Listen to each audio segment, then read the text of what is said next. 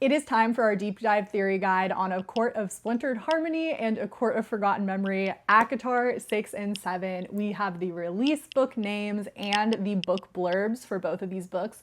And while they don't give us everything, we still don't know whose POV is happening. There is a lot to discuss within these book blurbs. So we're gonna break it all down in this and talk about some of my theories that I have just based on what I know and what we have so far. I am gonna have spoilers for the entire Sarah J Maas multiverse in this, so if you've not read all of the Sarah J Maas multiverse, I'm gonna need you to pause, save this video for later, and come back when you finish. Starting off with A Court of Splintered Harmony, going through the book blurb, this is the first one that we have coming out, and it says, "What was broken will be remade. Deep in the heart of the continent, Koschei the Deathless is stirring." So we officially have Koschei as our big bad villain for the rest of this series. I think it is going to be super interesting to see how this new big bad villain that, we've obviously been seeing glimpses of kind of throughout the other ACOTAR books come to life, be the big bad, and see how it all comes together. Though he's been bound to a mountain lake for millennia, the insidious threat of his return now spreads across the Fae territories, attracting powerful allies hell-bent on reclaiming what was once theirs, the human lands. So my theory for this section with the human lands is going to be obviously the human queens. I think it's obvious the human queens are mad. They've been mad the whole entire series. Obviously Brylan had a awful end, and that was due to Koschei. So I want to think that they wouldn't be stupid enough to work with him, but also they want their lands back. So it's probably going to happen. Now, if it's not the human queens, we do have some other options. I could see Baron and the Autumn Court kind of teaming up with Koschei because they've just kind of been this weird middle ground kind of evil territory the whole time. And Eris, I think, is going to play a huge part in these next books because he is our biggest wild card currently. We do not know where he stands. We don't know if he is going to end up being good or bad. He also doesn't have Nesta, and he was kind of intrigued with her. It's just kind of all over the place right now with Eris and the Autumn Court. So I do think that that could potentially be one of the powerful allies that Koschei tries and teams up with. I don't think this aspect of it is going to be anything that has to do with the multiverse. And I think that because they say they want to reclaim the human lands, it seems like it has to be something from Prythian that's already been established within the universe. Then it says, "The Night Court will not stand idly by while innocents are attacked, but with Prythian still piecing itself together in the wake of the devastating Hybern War, the task of uniting is proving more difficult by the day. To make matters worse, those who rule and protect the Night Court are reeling from recent betrayals and revealed truths." So obviously we know that the Inner Circle is not at its most solid point that it's ever been at the end of Silver Flames. We're kind of all over the place. Feyre and Rysand have been keeping information from Nesta.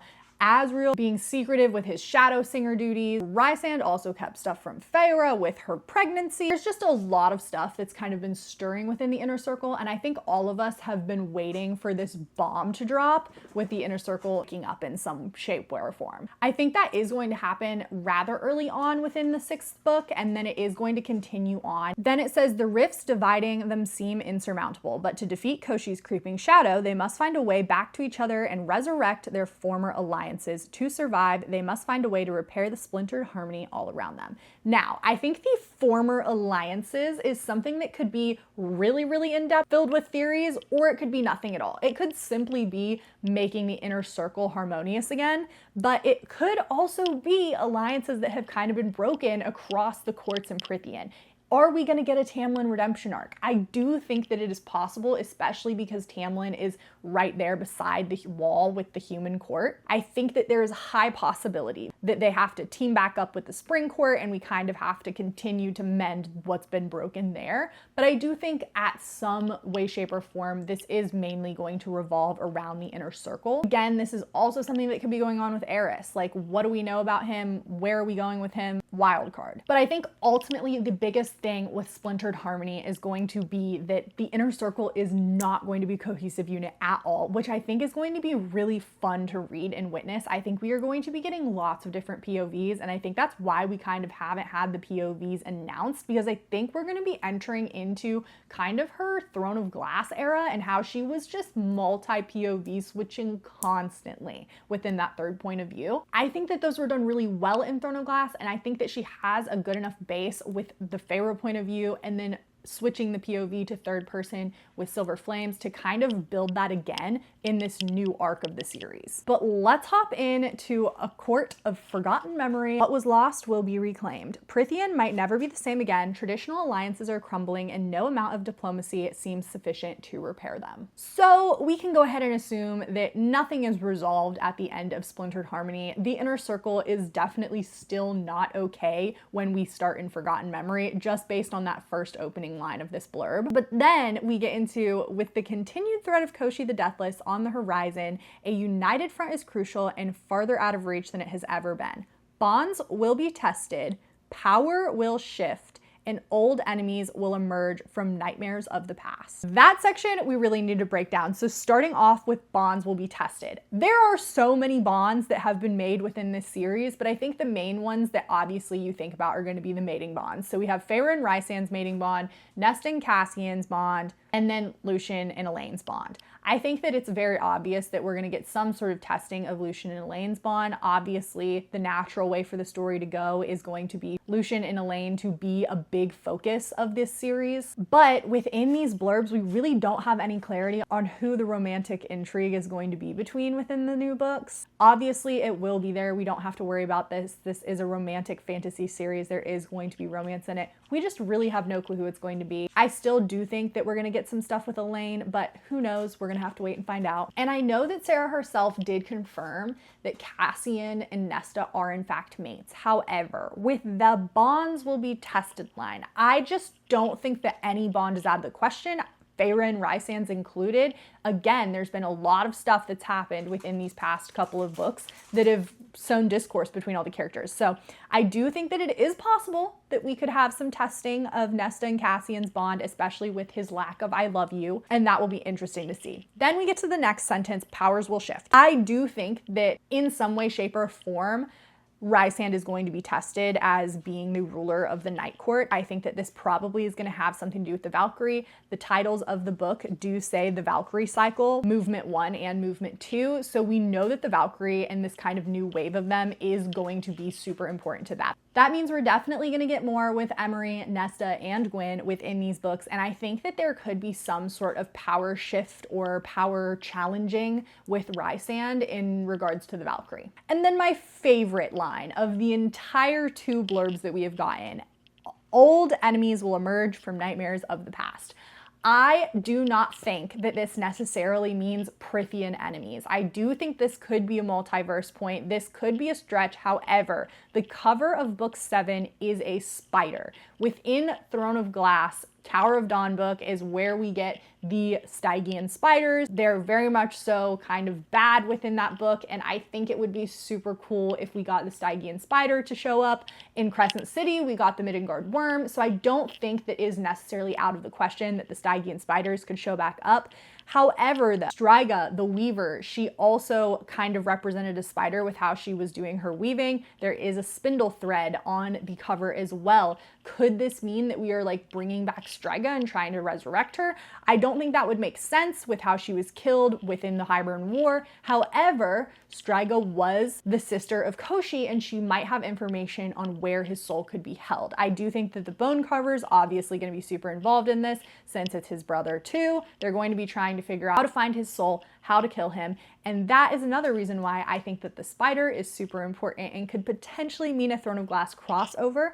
I do fully believe that Striga, the Bone Carver, and Koschei are from the Throne of Glass universe as the old gods. The reason that I think this is because in Queen of Shadows, when they're going to get like the fire to basically start the whole ending of that book, they go down into a layer and there are a bunch of bones that have been carved down there. So from that right there, to me, I interpret that as clarification, confirmation that the Bone Carver is from the Throne of Glass universe. That is his lair, that is where he was from, and we know that they are not necessarily from the Prithian world. I don't think that it was a mistake that the Bone Carver's lair was in the Throne of Glass series, and I think that we do have to revisit that at some point. And with this new arc of the series heavily revolving around Koschei being the bad guy, I think it's possible. I think that we could be going there. And another reason why I think this is because the blurb says, as the Night Court's inner circle disperses far and wide, desperate for any advantage against Koschei and his mighty allies.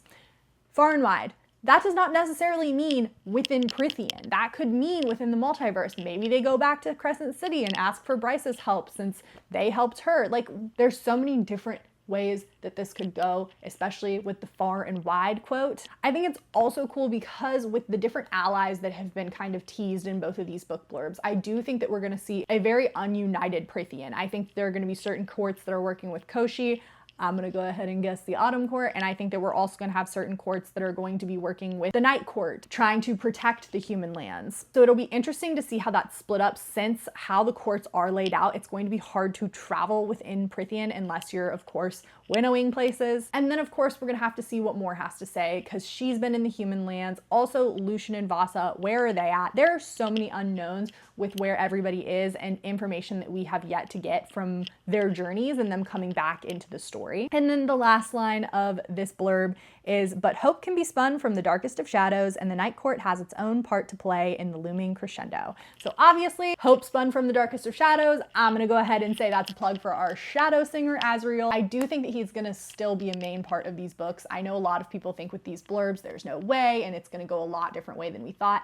I think Azriel, Elaine, Lucian, and Gwen are going to be a main part of this story still. We have just evolved so much from the original ACOTAR trilogy, where it was just really focused a lot on the romance with Rysand and Feyre, and then kind of the political intrigue and everything surrounding it, now to this crazy multiverse. We've had Crescent City come over into ACOTAR already. We have this big bad guy that's going to be from another universe. Old enemies coming up. Does it mean the Valg? Does it mean the Astri? I know that the Astri technically died, but there's still no evidence to prove that there weren't other Astri on different planets or different realms and universes trying to conquer them. There's so many unknowns and so many crazy things that we could just throw out there, but ultimately I am super excited for these two books. I think that they are going to be so good, and I want to hear all of your thoughts, theories. Tell me down below. Let me know if I sound crazy with any of my theories, but this is just where my mind went. I am not a theories girly, and this is my attempt at it.